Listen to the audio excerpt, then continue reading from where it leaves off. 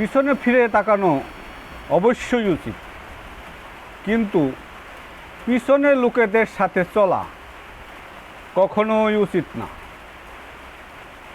পিছনের লোকের সাথে যদি তুমি চলতে থাকো তাহলে তোমার মন মানসিকতাই ব্যাকডেটেড হয়ে যাবে। চলার সময় সামনে তাকানো উচিত, সামনে সব সময় তাকানো চলার পথে উচিত, তাহলে ভবিষ্যৎ দেখা যায়।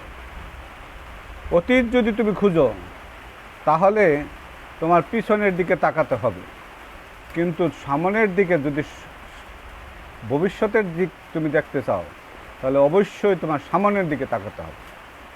এটাই নিয়ম। বন্ধু থাকা ভালো, কিন্তু অবশ্যই সেটা ভালো বন্ধু।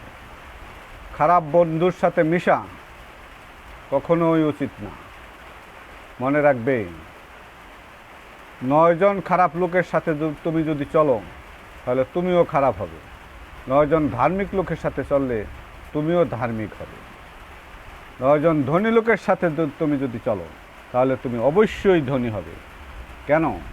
কারণ তোমার সাথে যারা মিশছে, তুমি যাদের সাথে মিশো, তাদের ধ্যান ধারণায় তোমার সাথে সবসময় কথা বলবে। যারা ধনী তারা সবসময় কেমনে ধনী হওয়া যায় এবং ধনী হলে কি কি করতে হয় সেই গল্পগুলাই করবে। যারা গরিব তাদের সাথে তুমি যদি চলো তাহলে তুমি তাদের চলার কাহিনীগুলোই শুনতে পাবে। এবং আরেকটা জিনিস মনে রাখতে হবে, খরচ করা অবশ্যই ভালো। যে খরচ করতে জানে সে ইনকাম করতেও জানে, এটাই ঠিক। যারা ইনকাম করতে জানে তারা খরচ করবেই। আর যদি কোনো কৃপণ লোকের সাথে তুমি চলো তাহলে অবশ্যই তুমি কৃপণ হয়ে যাবে। তার মানে শিশু যেমন, একটা শিশুকে যদি তুমি একটা ইংলিশ যে দেশের মানুষ কথা বলে সেই দেশে রেখে আসলে সে ইংলিশ কথাই বলবে, বাংলাদেশে রেখে আসলে বাংলা কথাই বলবে, হিন্দি ভাষার দেশে রেখে আসলে হিন্দি ভাষাই বলবে। এরকম সব মানুষের ধর্মই তাই। সব মানুষের ধর্মই হলো যা জানে তাই বলে, আর যে যা তা শুনে তাই তার মনের মধ্যে গ্রহণ করে। অতএব তুমি যখন চলবে অবশ্যই সামনের দিকে তাকিয়ে চলবে, ভালো মানুষের সাথে চলবে, ভালো বন্ধুর সাথে চলবে, এগুলোই নিয়ম। কিন্তু তুমি যদি খারাপ বন্ধুর সাথে মিশো তাহলে তুমি খারাপ হইতে বাধ্য। খারাপ তুমি হবেই, এইটার মনের অজান্তেই হয়ে যাবে। আর ভালো বন্ধুর সাথে মিশলে অবশ্যই তুমি ভালো হবে। সব সময় চলার পথে মনে রাখতে হবে, পিছন থেকেই শিক্ষা নিতে হয়।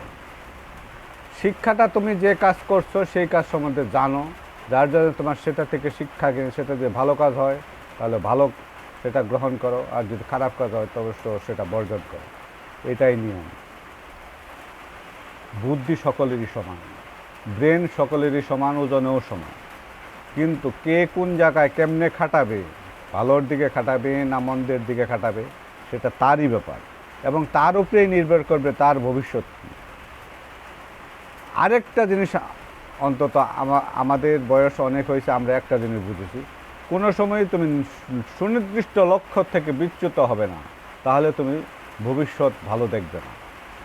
তুমি যেটা করবে মনে করো সেটাই করতে হবে। আরেকটা জিনিস বলি, যদি কোনো শিশু সবসময় যদি বলে আমি ডাক্তার হব, আমি ডাক্তার হব, আমি ইঞ্জিনিয়ার হব, আমি ইঞ্জিনিয়ার হব, তার ডাক্তার এবং ইঞ্জিনিয়ার হওয়ার সম্ভাবনা 99%।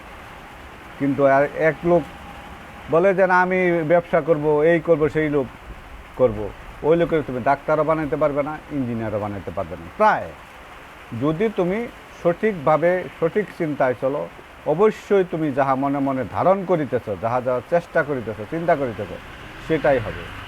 ধর্মীয়ভাবেও যদি বলি, তুমি মনে মনে যাহা চাও সৃষ্টিকর্তা তোমাকে তাহাই দিবে। এখন দেখ, একটু পরে দেখ, অবশ্যই সেটাই পাবে। তুমি যদি বলো আমি আমি গরিব মানুষ, আমি গরিব, তুমি সত্যিই গরিব থাকবে, তোমার ধনী হওয়ার সম্ভাবনা টোটালি নাই।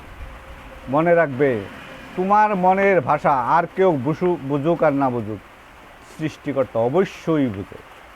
তুমি যেটা বলো, যেটা বিশ্বাস করো, সেটাই তুমি পাবে, এটাই নিয়ম। অতএব তুমি কোন দিকে যাবে, তোমার ভবিষ্যৎ কেমনে গঠন করবে, তুমি ভালো হবে না মন্দ হবে, সেটা তোমার চিন্তা করতে হবে। একটা নির্দিষ্ট সময় পর্যন্ত তোমার মা বাবা তোমার টেক কেয়ার করবে, তারপর অবশ্যই তোমার নিজের গন্তব্যে পৌঁছার দায়িত্ব তোমার। তুমি ভালো বন্ধুর সাথে অবশ্যই চিনো, খারাপ বন্ধু অবশ্যই চিনো। তুমি কার সাথে মিশবে সেই ব্যাপারটা তোমার, সঠিক সিদ্ধান্তটা তোমাকেই নিতে হবে।